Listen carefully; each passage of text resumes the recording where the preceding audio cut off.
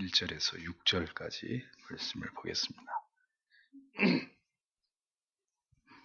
갈라디아서 5장 1절에서 6절.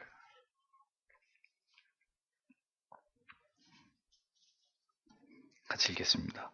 그리스도께서 우리로 자유케 하려고 자유를 주셨으니 그러므로 굳세게 서서 다시는 종의 멍에를 매지 말라.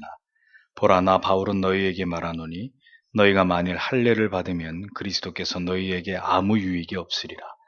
내가 할례를 받는 각 사람에게 다시 증거하노니 그는 율법 전체를 행할 의무를 가진 자라. 율법 안에서 의롭다함을 얻으려 하는 너희는 그리스도에게서 끊어지고 은혜에서 떨어진 자로다. 우리가 성령으로 믿음을 좇아 의의 소망을 기다리노니 그리스도 예수 안에서는 할례나 무할례가 효력이 없되 사랑으로서 역사하는 믿음뿐이니라. 아멘. 기도하겠습니다. 주님, 이 시간에도 갈라디아서의 말씀을 통해서 계속해서 우리에게 하나님께서 율법과 복음 사이에 어느 것이 더 우월하고 탁월한 우리가 붙들어야 될 참된 신앙인 것을 우리에게 말씀해 주고 있는데, 주님, 우리가 이 기회를 통하여서 분명하게 복음으로 말미암은 우리에게 주신 참된 자유함을 붙드는 자들이 되게 하시고, 혹 우리의 신앙 속에 율법주의의 잔재에 아직도 그 남겨져 있는 것들에 집착하고 있는 모습들이 있다면 하나님께서 모두 깨닫게 해주셔서 철저하게 복음을 붙들고 주님이 주시는 참된 자유 안에서 그 은혜로 말미암아 하나님을 영화롭게 하는 삶을 살아가는 모든 하나님의 백성들이 되어져 가도록 하나님 도와주시기를 기도합니다. 이 시간에도 성령이 친히 조명하여 주셔서 주의 말씀을 밝히 깨달아 알도록 또 분별하여 올바르게 증거하도록 도와주시기를 원하오며 예수님 이름으로 기도합니다. 아멘. 다시는 종의 멍에를 매지 말라. 이런 제목으로 말씀을 전하겠습니다. 사도는 갈라디아 교회의 성도들에게 율법과 비교하여서 복음의 우월성을 줄곧 논증해 왔습니다. 갈라디아서 5장으로 넘어가면서도 사도는 여전히 복음 안에서의 자유를 설명하되 구체적으로 이제 우리가 누리게 된 자유의 그 실체에 관해서 설명해 나아가고 있는 것을 보여줍니다.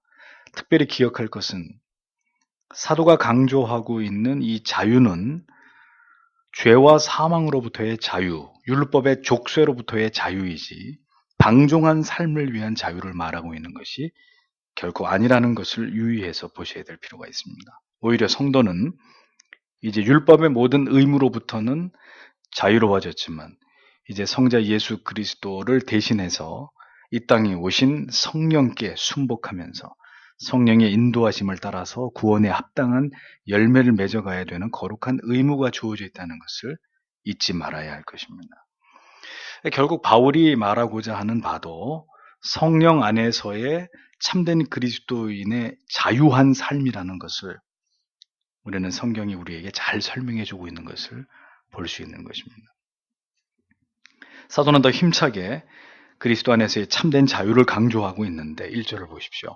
그리스도께서 자유로 우리를 자유롭게 하셨으니 그러므로 그 자유 안에 굳게 서고 다시 속박의 멍에를 매지 말라. 이렇게 기록되어 있습니다. 하나님께서는 복음 앞으로 나온 자에게 분명히 율법의 속박으로부터의 자유를 주셨습니다. 믿음으로 말미암아 확고하게 하나님의 자녀가 되게 하시는 것이죠. 모든 율법과 죄책으로부터의 궁극의 해방과 자유, 이것이 모든 그리스도인의 자녀된 자들에게 임한 예수 그리스도로 말미암은 은총입니다. 율법의 용도는 결코 그 율법을 지켜서 의에 이르거나 구원을 받게 하기 위함이 아니라는 것, 이제 잘 아실 것입니다. 율법은 오직 예수 그리스도 앞으로 죄인들을 인도하는 수단이었고, 그 다음에 죄를 경계하게 하고 율법의 제도와 규례를 통해서 하나님 경외함의 도를 배우고자 함이 하나님이 우리에게 율법을 주신 주된 이유라는 겁니다.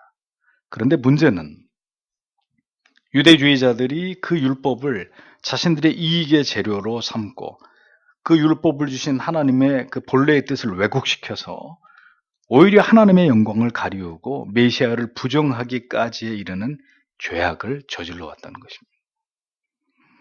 그들이 율법의 열의와 집착을 갖게 될수록 그들은 하나님과 더욱 멀어지게 되었고 인간을 구속하시고 구원하시기 위한 하나님의 뜻과는 전혀 무관한 자들이 되어가고 있었다는 것입니다. 수천 년 동안 예수님이 이 땅에 오실 때까지. 그러하기에 사도는 그리스도께서 너희에게 자유를 주시기 위해서 지불하신 그 대가를 결코 헛되이 해서는 안 된다. 복음의 진리와 그 자유 위에 굳게 서서 결코 다시는 율법 아래의 종노릇하는 모습으로 돌아가서는 안 된다는 것을 강력하게 권고하고 있는 것을 우리는 말씀을 통해 보게 되는 것입니다. 복음의 정신, 그 숭고한 뜻을 올바르게 이해하는 것은 그렇기 때문에 우리의 신앙 전체에서 매우 중요한 부분이 아닐 수 없습니다. 어떻게 하나님을 믿어야 되느냐?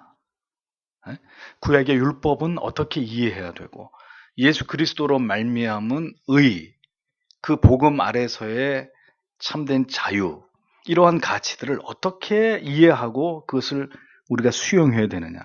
신앙 전체에서 이러한 중요한 주제들에 대해서 정확하게 이것을 이해하는 것은 너무 중요한 문제가 아닐 수 없다 이거죠. 왜 그런지 계속 설명을 드리겠습니다.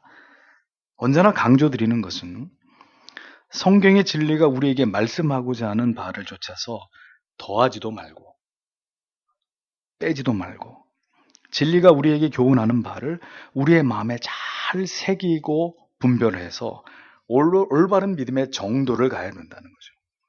치우치면 안 돼요. 신앙의 길은 좁은 협로입니다. 그래서 조금만 이렇게 발을 헛디디면 옆으로 굴러떨어질 수 있는 좁은 길이에요. 좁은 길. 그래서 성경이 이끄는 대로만 가야지 여기서 조금 더 내 생각을 집어넣거나 내 판단에 의거해서 발걸음을 잘못 디디는 순간 굴러떨어져 버리는 거죠. 무엇을 어떻게 믿느냐 하는 문제는 우리가 평생을 걸쳐서 성경을 토대로 깨달아가고 배워가고 교정해 가야 되는 그러한 문제가 아닐 수 없습니다. 그래서 우리가 성경을 정밀하게 정교하게 알아야 되는 이유는 바로 그 믿음의 길을 우리에게 소상하게 알려주는 지도가 바로 성경이기 때문입니다. 그래서 까다로운 사람들이 돼야 돼요. 퓨리탄 이런 말들, 크리스찬 또 위그노 이러한 그 개혁 신학과 신앙을 가진 사람들을 지칭하는 이런 표현들이 다 냉소적이고 비판적인 이런 의미가 담겨있다는 말씀 드렸잖아요. 까다로운 사람, 뭐에 대해서 까다로운 거예요? 다른 게 까다로운 게 아닙니다. 시장 가서 물건 사면서 까다로운 그런 까다로움이 아니라 진리에 대해서 더 바른 하나님의 말씀, 더 올바른 해석, 이런 것에 대한 집착과 끈기, 그 까다로움을, 영적인 까다로움을 말하는 거죠. 그렇게 믿으려고 하는 그런 첨예함이, 날카로움이 필요해요. 길을 정확하게 알면 절대로 돌아가거나 길을 잘못 드는 일은 피할 수 있습니다. 근데 길을 알아도 이게 막연하게 알아요. 어디로 가면 될 거야. 그러고 운전해 보세요. 지금처럼 내비게이션이 없었을 때는 저 같은 사람들은 맨날 돌아가고 엉뚱한 길로 가고. 왜? 길을 막연하게 알고 있기 때문이거든요. 잘못 찾는 거죠. 많은 시간 허비하게 되는 것입니다. 엉뚱한 곳에 도착하게 되는 황당한 일을 겪게 되는 것이죠. 신앙도 이와 같습니다. 성경에서 예수 그리스도께서 우리에게 강조하시는 바를 쫓아서 올바른 방향을 따라서 어느 쪽으로도 치우치지 않고 하나님을 신앙하는 것이 너무나 중요하다는 것입니다. 그래서 무엇이든 성경에서 벗어난 열심과 열정만큼 위험한 것은 없다. 여러분들에게 자주 말씀드리는 이유입니다. 가라고 하는 데까지 가고 서라고 하는 데서 서지 못하면 무엇인가 우리의 열심을 가지고 우리의 노력과 열정으로 무언가를 이룬 것만큼 결국 하나님께로부터는 멀어지고야 마는 이런 결과를 만들어낼 수 있는 것이 바로 맹목적 신앙의 위험성이라는 겁니다. 율법주의는 이러한 차원에서 한참을 하나님의 뜻으로부터 벗어나서 사람의 의와 열심으로 쌓아 올린 또 다른 바벨탑과 같은 것이죠. 누구도 건드리지 못하고 감히 손댈 수 없는 자기들만의 의로 쌓아 올린 견고한 아성을 구축하고 예? 그리고 그 율법으로 사람들을 짓누르면서 자신들의 기득권을 차지하고 있었던 사람들이 유대주의의 종교 지도자들이었잖아요. 그것이 율법주의였습니다.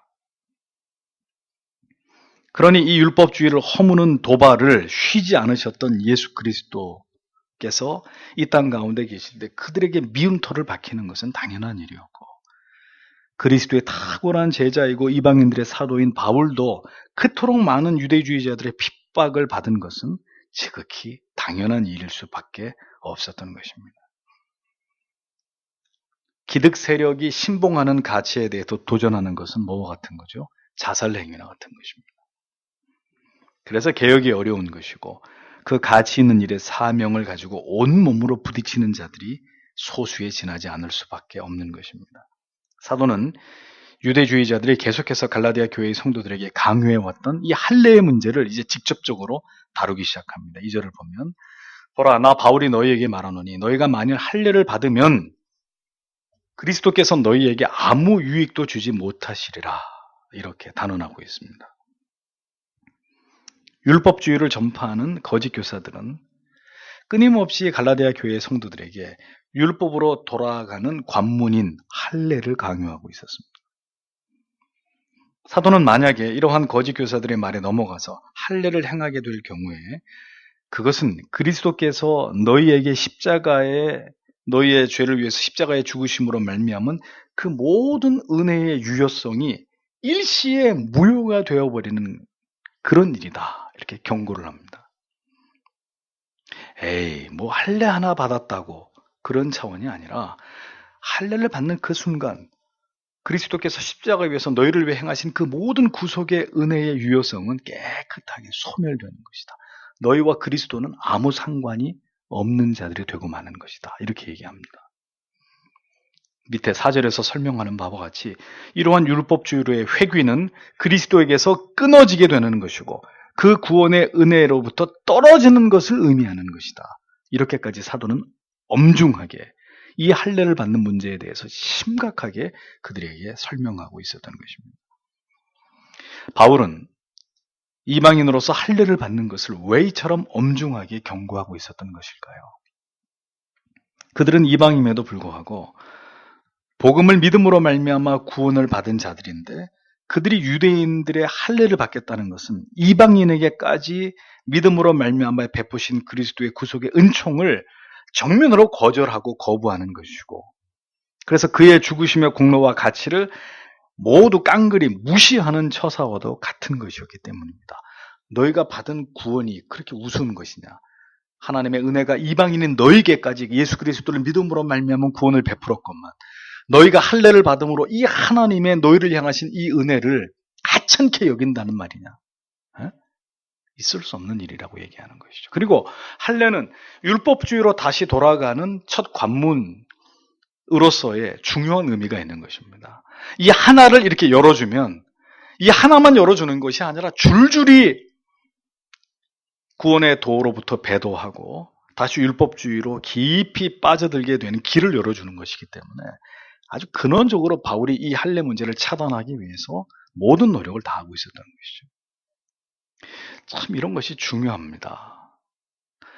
지키지 않으려고 생각하면 다 허용하면 돼요. 다 열어주면 돼요. 뭘 못하겠어요, 교회에서? 예? 성도님들이 하자는 거 다 이것도 좋고 저것도 좋고 뭐 다 열어주면 돼요. 그러면 다 좋아지는 거예요. 그런데 하나님이 원하시는 것, 말씀이 우리에게 가르치고 있는 그 원리들, 그 정신들, 그 교리와 신학을 지키려면 어떻게 해야 됩니까? 철저하게 막는 수밖에 없어요. 에? 이것도 안 됩니다. 그것도 그렇게 해서는 안 됩니다. 하나를 열어주게 되면 줄줄이 다 열어주게 되는 문제가 분명히 생긴단 말입니다.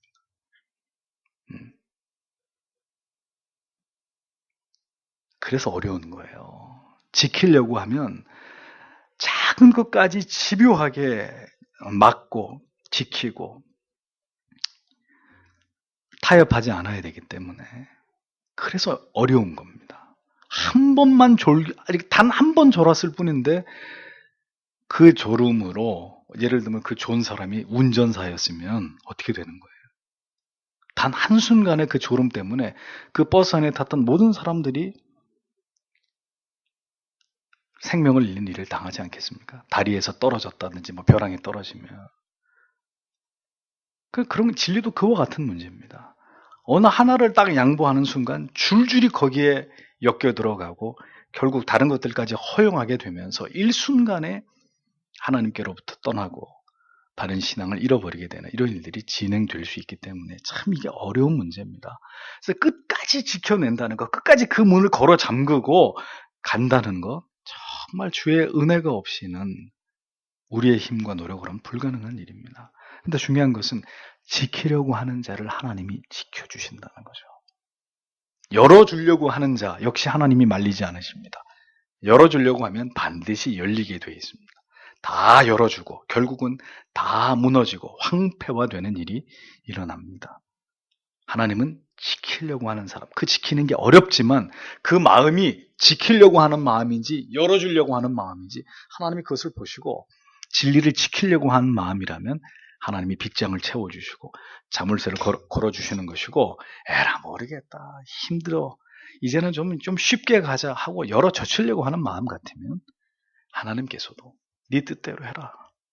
그래서 넓은 길로 가는 것입니다. 결국 타락의 길로 가는 것이고 배도하는 길로 가는 거죠. 3절과 4절에서 말하는 바울의 논리를 주목해 보십시오. 내가 할례를 받은 각 사람에게 다시 증언하노니 그는 온 율법을 행할 의무를 가진 자니라. 너희 중에 누구든지 율법으로 의롭게 된 자에게는 그리스도께서 아무런 효력이 없으며 너희는 은혜에서 떨어져 나갔느니라. 이렇게 기록되어 있습니다. 자, 할례를 받는 것은 할례만을 받는 것으로 쉽게 생각할 문제가 아니라 할례를 받는 순간부터 이제 성경의 모든 율법을 지켜 행해야 되는 무거운 의무의 짐을 지게 되는 것이다. 그것을 의미하는 것이다. 사도가 이렇게 설명합니다.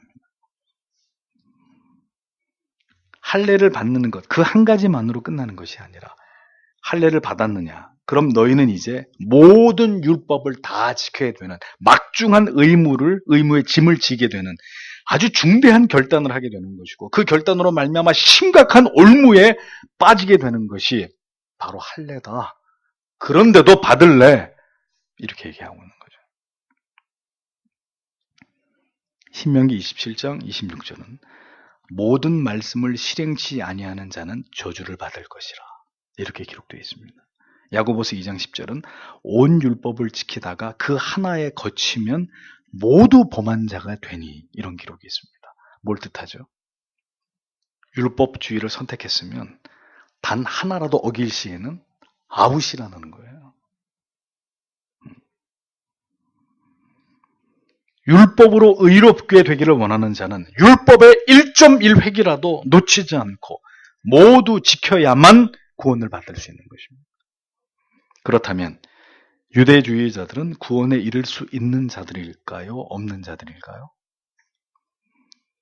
지금의 이스라엘 사람들 가운데 지금 저희 이스라엘, 팔레스타인 이스라엘 사람들 가운데 구원에 들어올 자가 있을까요? 없을까요? 없어요. 있을 수가 없어요. 불가능한 얘기입니다.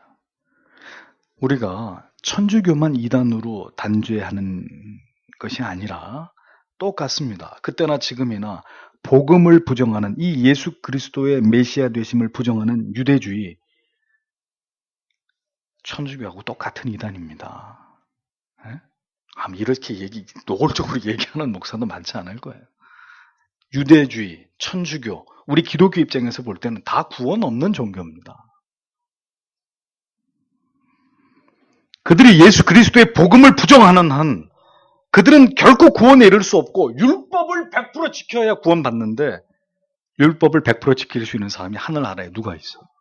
그러니 죄송한 얘기지만 그들은 절대로 그리스도께로 돌아오지 않는 한 저 이스라엘에 살아가는 유대주의자들 모두 다 지옥의 백성일 수밖에 없는 것입니다.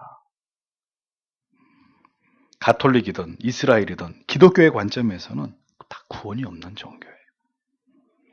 그러므로 교회가 유대주의적 전통과 그들의 율법적인 교육관으로부터 무엇인가 어떤 유익을 얻으려고 하는 것은 이것은 복음에 대한 올바른 이해와 깨달음을 더 강조해야 되는 당위의 차원에서 볼 때 심히 우려스럽고 개탄스러운 일이 아닐 수 없는 것입니다. 율법을 통해서 하나님의 경외하는 도를 배우고 그 정신으로 하나님을 신앙하는 것은 바람직한 일입니다. 그러나 율법주의적인 전통을 고수하고 율법을 준수하도록 유도하는 것은 아주 조심스러운 접근이 필요한 부분이고 심히 우려스러운 부분이 많은 옳지 않은 신앙의 가이드라인이라는 거죠. 무엇이든 율법 안에서 율법을 통해서 어떤 유익을 도모하려고 하는 일체의 행위는 그리스도에게서 끊어지고 은혜에서 떨어진 자들의 특징이다. 성경이 분명하게 명시하고 있습니다. 왜 한국 교회는 이러한 차원에서 모두 근절되고 폐지된 구약적 전통과 절기들, 어떤 날에 대한 집착을 그 미련을 버리지 못하는 것일까요? 제가 하는 얘기가 다 지키란 말이에요. 다. 에? 무슨 뭐 성탄절, 부활절 그런 것만 지키지 말고 지킬 거면 구약에 있는 모든 절기 다 지키란 말이에요. 그러면은 또 왜 다른 절기들은 다 무시하고 추수감사절 뭐 이렇게 절기를 빙자해서 많은 헌금을 거둬들일 수 있는 그런 날만 왜 지키냔 말이에요.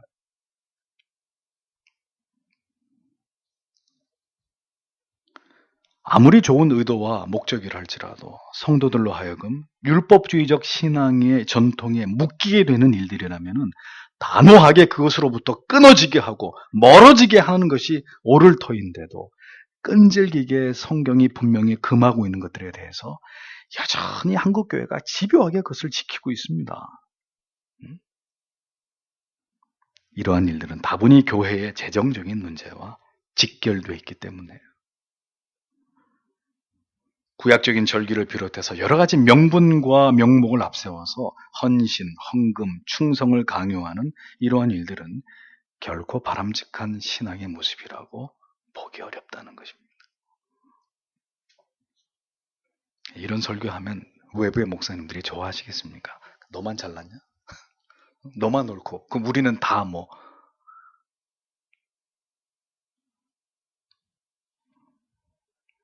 언제든 신앙의 그 뿌리가 예수 그리스도의 십자가의 구속의 은혜와 그 사랑에 있다 있게 하고 그리고 진리의 말씀 속에서 하나님을 알아가는 기쁨 속에서 그 영광과 그 구원의 기쁨과 영생의 기쁨으로 충만한 은혜 속에서 그런 가운데 기꺼이 자원하는 심령으로 주를 위해서 충성을 하고 교회를 위해서 헌신하는 신앙의 분명하고 올바른 동기를 갖게 하는 것이 오히려 교회가 더 강조해야 되고 더 이렇게 신앙을 바른 길로 이끌어야 되는 그런 문제라는 거죠.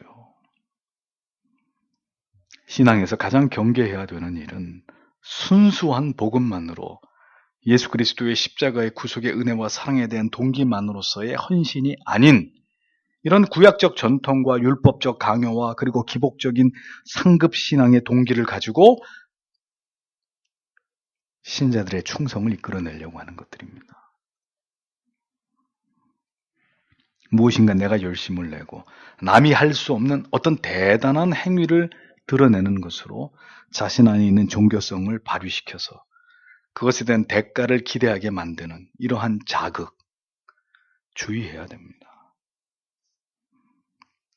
여러 번 말씀드렸죠. 여기 서 있는 목사도 정 목사님도 그런 얘기 하시더라고요. 할 줄 몰라서 안 하는 게 아니다. 그런 재주 부릴 줄 모르고 그렇게 성도들을 기만할 수 있는 그런 말재간이 없어서 그렇게 안 하는 게 아니란 말이죠.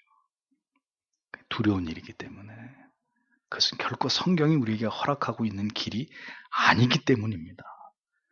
얼마든지 더 많은 사람들을 끌어모으고 그리고 물질을 바치게 해서 소위 말하는 부흥을 그 부흥의 정의조차도 제대로 알지 못하고 사용하고 있지만 부흥을 이루어갈 수 있습니다. 복음이 진리가 아닌 것으로 성령의 역사하심이 아닌 것으로 자극을 받으면 받을수록 어떤 부분에서 교인들은 더 열심을 내고 그 일에 심취하는 그런 특징을 그런 어떤 면면들을 가지고 있기 때문에 이것들을 잘 이용해서 교회를 불리는 오늘도 그런 싹군들에 의해서 무지한 교인들이 호주머니를 다 털리고 헌신과 충성을 강요받고 있지 않습니까? 이거 누가 책임질 겁니까? 그게 다 무슨 소용입니까? 그러한 열심으로 하나님을 기쁘시게 할 것 같으면 모든 구약의 율법 지키고 거룩한 행위를 통해서 구원을 이루어 가야 된다는 것. 정말 그 사람들이 그걸 알고 있을까요? 그런 식으로 신앙할 것 같으면 다 지켜야 된다는 것. 다.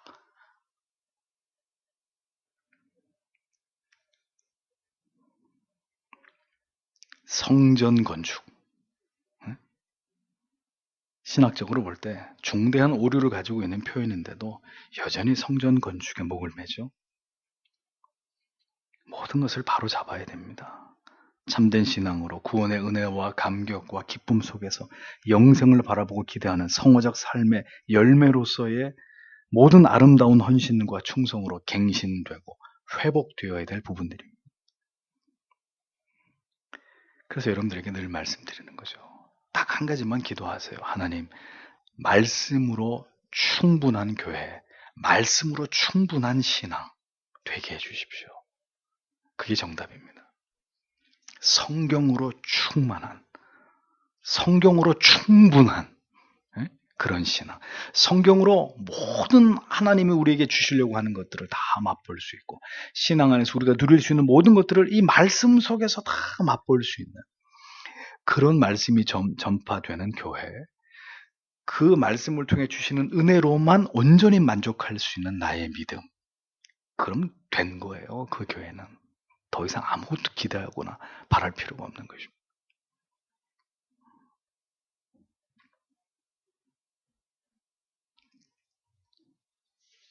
무엇을 얼마나 잘하는가 보다는 그 동기와 목적과 중심이 무엇이고 그것이 얼마나 바른지 그렇지 않은지, 성경의 교훈 앞에서 과연 합당한지 합당한 것이 아닌지, 이런 것들을 고찰하고 분별하는 것이 더 중요하다는 것을 잊어서는 안 됩니다. 중요한 것은 뭡니까? 결코 율법적인 행위나 율법을 통해서 얻고자 하는 의가 아니라 믿음을 쫓아 난 의와 오직 복음에 대한 믿음만이 중요하다. 사도가 역설하고 있는 내용입니다. 5절 6절 보십시오. 우리가 성령을 통해 믿음으로 의의 소망을 기다리나니 예수 그리스도 안에서는 할례나 무할례나 아무 효력이 없으되 오직 사랑으로 일하는 믿음뿐이니라. 이렇게 분명하게 말씀합니다. 율법의 행위로 말미암아 구원을 얻고자 하는, 그래서 그리스도에게서 떨어진 자들과는 달리 우리는 성령을 통해서 성령에 믿어지게 하시는 은혜로 말미암아 의로운 자녀가 되어서 그로 인한 영원한 생명의 소망을 우리는 기다리는 자들이 되었다. 사도가 이렇게 밝히고 있습니다. 모든 것은 믿음이어야 한다는 것입니다. 믿음이 아닌 것으로 믿음의 자리를 대체하려고 하는 모든 시도들은 다 부질없는 것에 지나지 않다. 대통령이 그런 얘기했죠. 비정상이 정상이 되어버린 세상이다. 믿음이 아닌 것으로 믿음의 자리를 대체하려고 하는 모든 시도들 다 부질없는 것입니다. 믿음이란 하나님을 향한 진실된 마음이고 그 마음을 들임입니다. 여기 앞에 칼빈이 한 얘기예요. 나의 마음을 주께 드리나이다. 기꺼이 그리고 진심으로. 마음 하트가 이렇게 그려진 손. 칼빈이 자기가 직접 도안해서 커브스 버튼으로 만들어가지고 하고 다녔던 문형입니다. 믿음이란 하나님을 향해 진실한 내 마음을 드리는 것입니다. 마음과 뜻과 생명을 다해서 누구를 사랑하라고요? 너희 하나님을 사랑하라. 그것이 믿음이라는 거예요. 그 믿음으로, 그 사랑으로 행하는 것이라야 하나님을 기쁘시게 할 수 있는 참된 신앙이 되는 것이라는 거죠. 무엇으로도, 어떤 것으로도 마음이 실려져 있지 않은 하나님을 향한 행위, 사랑이 없는 행위, 하나님이 너무너무 싫어하시는, 하나님이 견디지 못하겠다고 말씀하시는, 정말 하나님이 미워하시는 그런 신앙 아닌 신앙의 모습입니다. 하나님이 원치 않으시고 거절하시고 인정하시지 않는 신앙의 행위를 오늘날 교회가 강요하고 목사가 선동하고 있으면 그것이 어떻게 죄가 아니겠습니까? 신앙은 그런 선동이나 동기부여나 얄팍한 현혹이나 기만이 아닙니다. 오늘도 마음을 드리는 것입니다. 마음을. 그 사랑을, 내 안에 있는 하나님을 향한 그 사랑을 드리는 것입니다.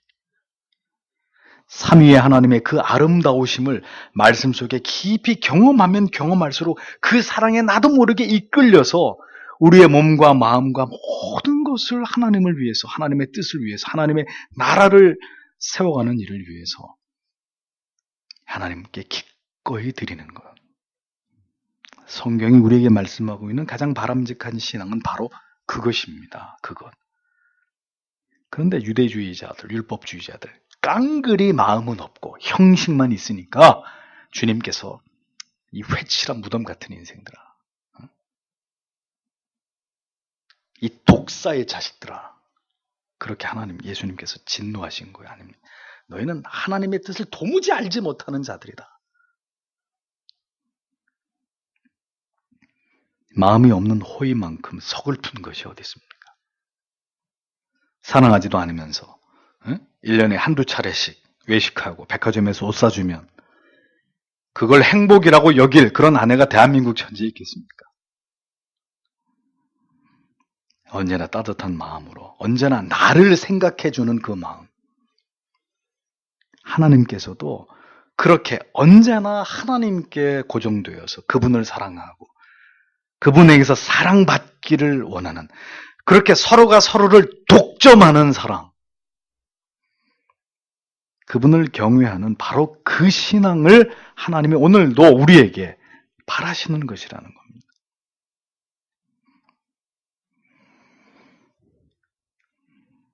이것이 모든 것을 지켜 그것으로 자신의 의로 삼겠다는 자기 과신, 자기 과장, 자기 의에 빠진 어리석은 율법주의보다는 창녀나 세리가 주님 앞에 엎드려 눈물을 흘리면서 나는 미천한 죄인이옵니다. 예수여 나를 불쌍히 여기소서 라는 간곡한 그 마음이 실린 호소에 주님의 마음이 더 끌리신 이유가 되는 것이죠. 금화를 헌금한 거드름 피우는 부자보다는 가난한 두 랩돈 그 전부 전 재산을 드린 그 과부의 마음을 주께서 더 흡족히 여기신 까닭입니다. 정말 저 교회 앞에 우리의 영혼을 투시하는 어떤 엑스레이 같은 그런 투시경이 있어가지고 다 교회 들어오는 성도들의 마음을 다 투시해 볼 수 있다면 얼마나 좋겠어요. 저 사람이 지금 어떤 동기를 가지고 어떤 시꺼먼 마음을 가지고 어떤 뭔가를 자기를 드러내고 과시하고 뭔가 복음적이지 않은 잘못된 동기를 가지고 교회를 들어오고 있느냐. 이게 다 발각난다면 정말 순수함으로 주님을 깨끗하게 사랑하고 하나님을 열망하는 마음으로 그 문을 통과해서 그 센서를 지나서 교회 안으로 들어올 수 있는 사람이 오늘 한국교회 몇 명이나 될까요?